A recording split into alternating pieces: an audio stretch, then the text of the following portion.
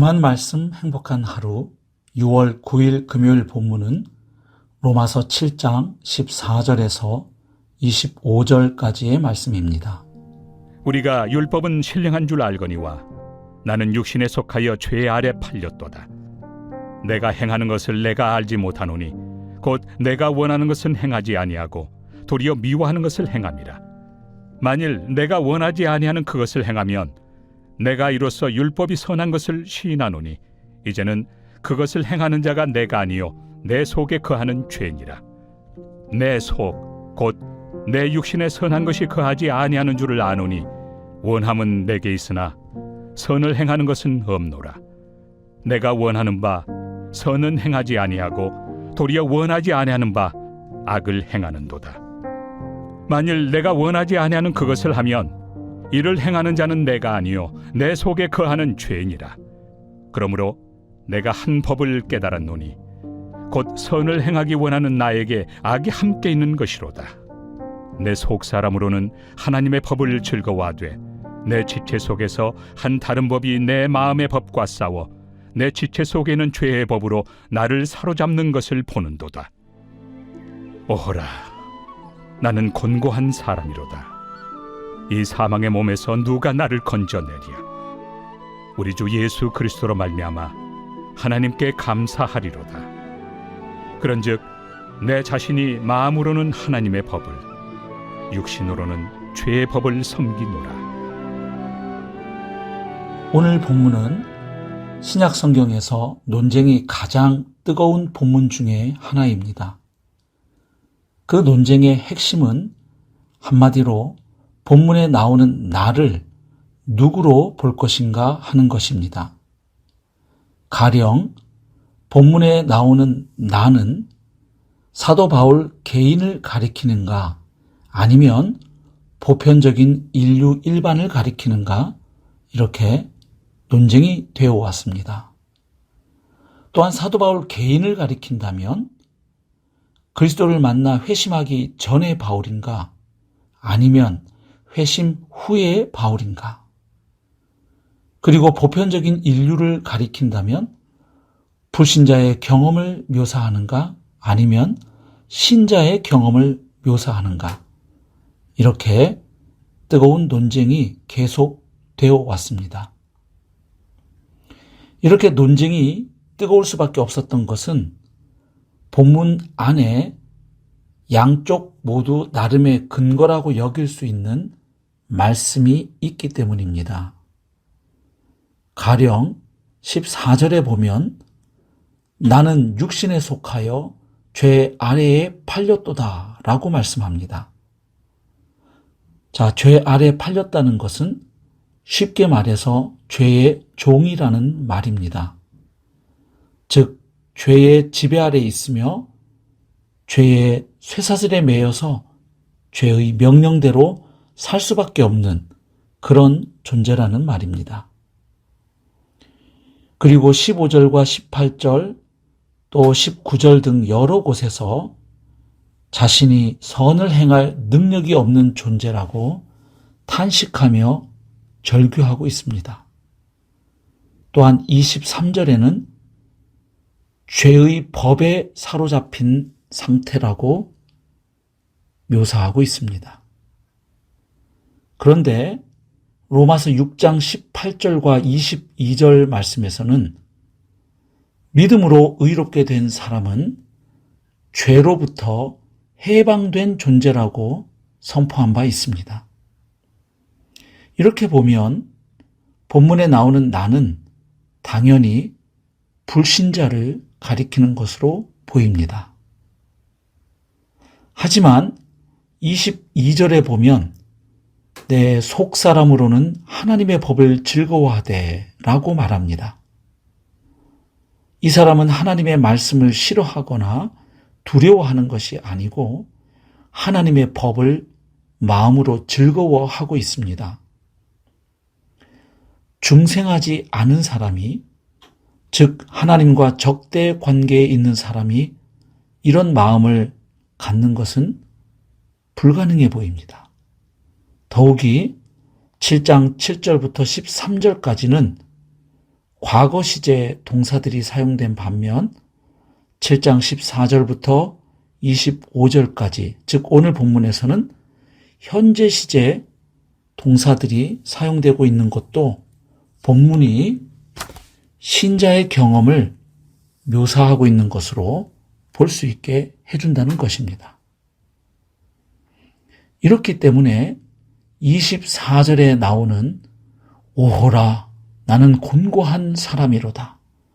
이 사망의 몸에서 누가 나를 건져내랴 하는 탄식을 신자가 성화의 과정에서 죄와 치열하게 싸우며 쏟아내는 절규로 보기도 하고,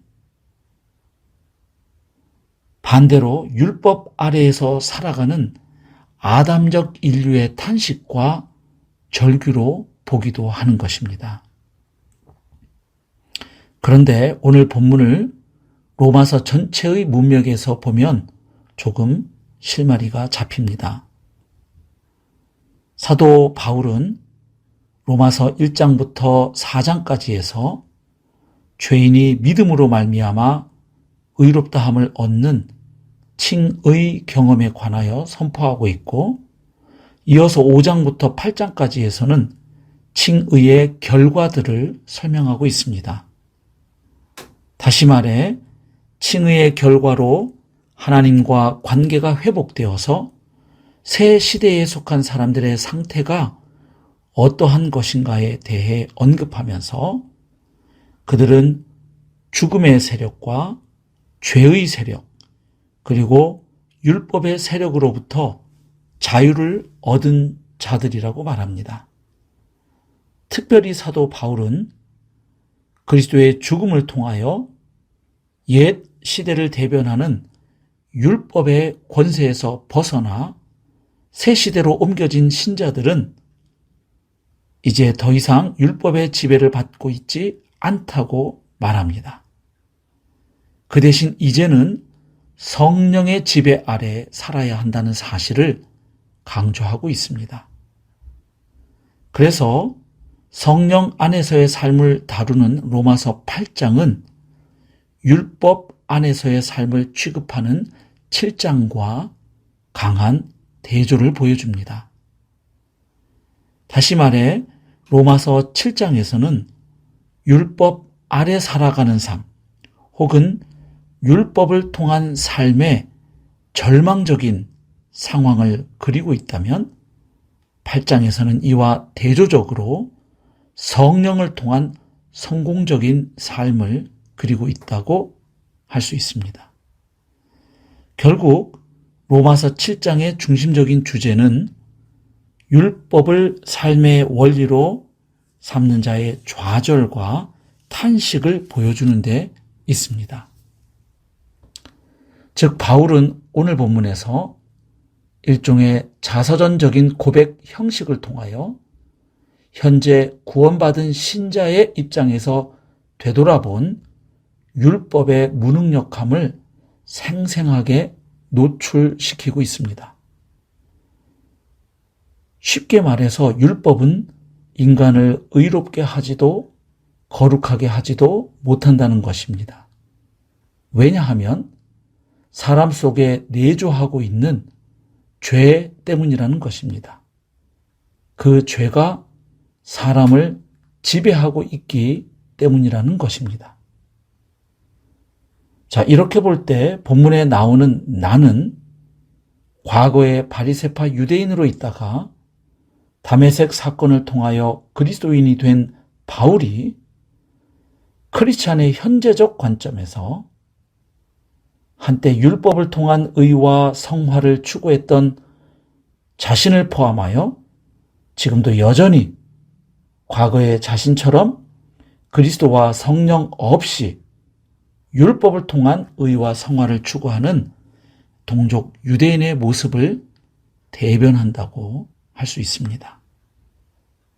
또한 유대인처럼 율법 혹은 도덕을 통해서 그리스도인의 삶을 살려고 하는 이방인도 포함시킬 수 있습니다. 즉 하나님 없이 자기 혼자 힘으로 의롭게 살아가려고 노력하는 사람들이 맞닥뜨릴 수밖에 없는 비극적인 곤궁을 오늘 본문은 묘사하고 있는 것입니다. 결국 오늘 본문은 기본적으로 불신자에 대한 묘사이지만 그러나 신자도 완전히 배제할 수는 없습니다. 즉 믿음으로 의롭다함을 얻은 성도가 그리스도와 성령을 의지하지 않고 율법주의적 삶을 살아갈 때 경험할 수밖에 없는 상태를 말해주고 있습니다. 사랑하는 성도 여러분, 그리스도인은 죄와 율법으로부터 자유를 얻은 사람들입니다. 그러므로 오늘 하루도 그리스도께서 성취하신 구속사역과 내주하시는 성령의 도움을 의지하여 살아가시기를 축복합니다. 우리 자신의 힘과 자원으로는 실패할 수밖에 없지만 그리스도와 연합한 자로서 성령의 인도를 받으며 살아갈 때 승리할 수 있기 때문입니다. 오늘 하루도 주님과 동행하는 복된 하루의 삶 될 수 있기를 주님의 이름으로 축복합니다.